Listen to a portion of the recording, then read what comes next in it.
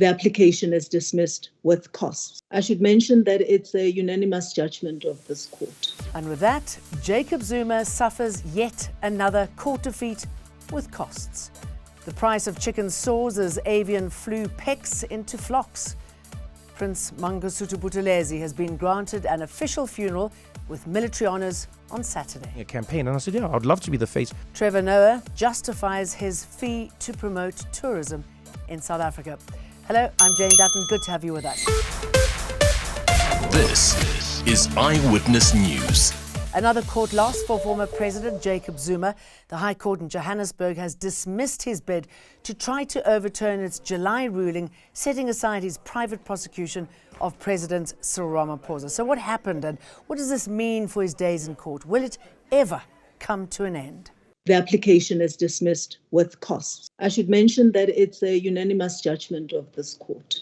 That was Johannesburg High Court Judge Lebogang Modiba this morning, dismissing former President Jacob Zuma's application for leave to appeal the setting aside of his private prosecution of current President Cyril Ramaphosa. It's his second court loss in as many days, with the Pietermaritzburg High Court having yesterday also dismissed his application for leave to appeal the setting aside of his private prosecution of State Advocate Billy Downer and journalist Karen Maughan.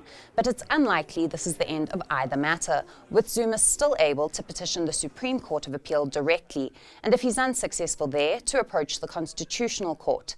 In the meantime, Zuma's also got a new application for Downer to be removed as the lead prosecutor on the arms deal case that's set down for arguments next month. And how this ruling will affect that application, which centres on the private prosecution against Downer, is not yet clear.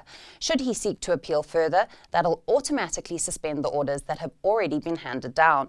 But how much weight the court will afford a private prosecution that's twice been held to be unlawful remains to be seen. Bernadette Wicks, Eyewitness News. Prince Mangosuthu Buthelezi will now be buried on Saturday, and President Cyril Ramaphosa has granted him a special Category 1 funeral with military ceremonial honour. The reason why we changed the date is because the family was already set to bury the prince on Friday. But after the announcement by the president, we saw the need for the change for more preparations. The memorial service planned for tomorrow will still take place in Ulundi. The Prince, also the longest-serving MP, died last Saturday at his Kwapinangene homestead in Ulundi. Mourners continue to gather at his home. First it was the ridiculous flagpole, then the Tottenham Hotspur bid, but definitely not Trevor Noah. Comedian and former US talk show host Noah has dismissed claims that government will pay him millions in taxpayers' money to promote brand South Africa. This after reports that the megastar would earn 33 million rands to feature on a 5-minute promo to endorse South Africa as a top tourist destination. Guys, I can't work for government because I also want to talk about government. Noah, who's yet to sign the deal, says he was approached by corporates for a fee less than 33 million. Coming out of COVID, South Africa has had the lowest rebound rate of any nation in the world that needs tourism as a big part of its GDP, right? We cannot afford to not have tourists in this country. That's terrible for us. It affects jobs, it affects employment, it affects everything. You know, it affects our economy in a big way. And so I was approached by, it's like a private group, you know, where they go, hey, we are the hotels, we are the people who need to get people to come in. Can we talk about creating a campaign? And I said, yeah, I'd love to be the face. So I wonder how much less that is than 33 million. 32? 31? EFF leader Julius Malema and his bodyguard Adrian Snyman were back in the East London Magistrates Court. Malema and Snyman face several charges related to an incident involving a firearm at the party's 5th anniversary celebrations in Mdatsane 2018. The trial against EFF leader Julius Malema and his bodyguard Adrian Snyman resumed at the East London Magistrates Court, with the prosecutor continuing to lead evidence.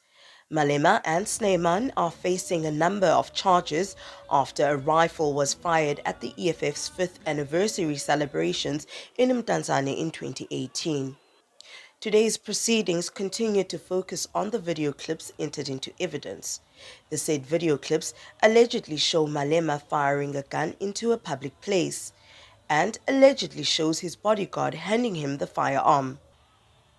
Two witnesses took to the stand. Both witnesses are members of the South African Police Services.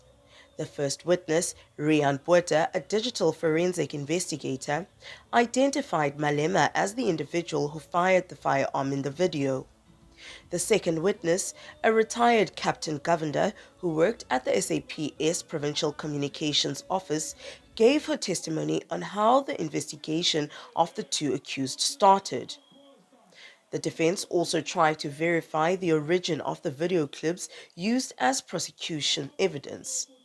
Sipa Kema, Eyewitness News, East London.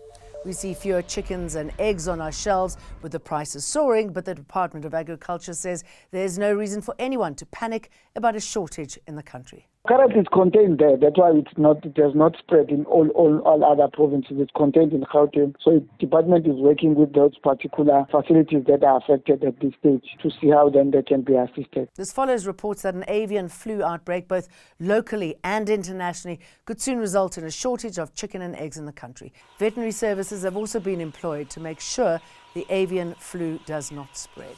This also happened in the news today. There are names mentioned in the report, but of course at this stage we would like to allow the investigations to unfold before we undergo a legal risk. And that's it from us today. See you for more tomorrow. Remember to like and subscribe.